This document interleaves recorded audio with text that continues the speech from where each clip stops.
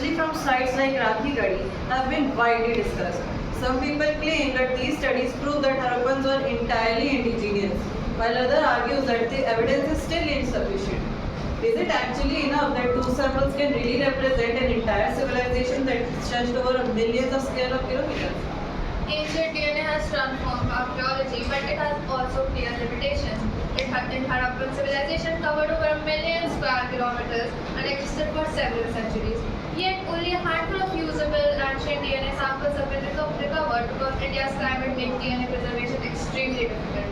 That means these studies are scientifically valuable, but they cannot represent the entire civilization.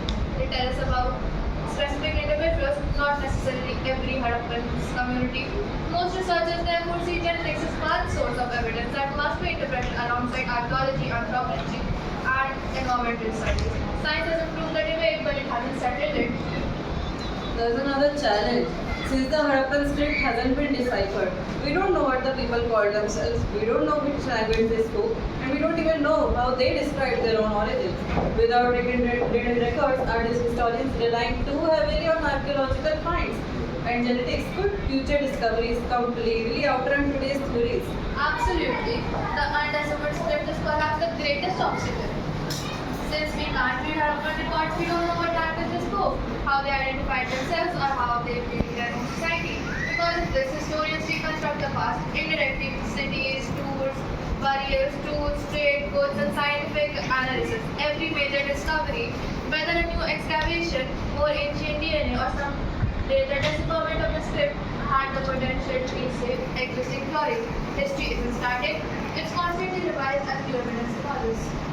So, after looking at archaeological evidence, genetic studies, trade connections, and these undeciphered scripts, would it be fair to say that the origins of the Harappan is still controversial, or would it be that it is a settled fact? And what does this uncertainty teach us about history as a whole? Yes, the weight of current evidence, the Harappan civilization had deep local roots while remaining connected to wider networks of trade and cultural exchange.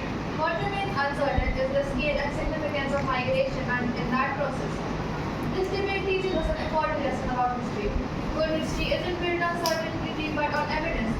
Historians test hypotheses, revise conclusions, and when new discoveries appear, and accept uncertainty where the evidence is incomplete. The Harappans remind us that the past is not just something we inherit, but something we continue to investigate till date.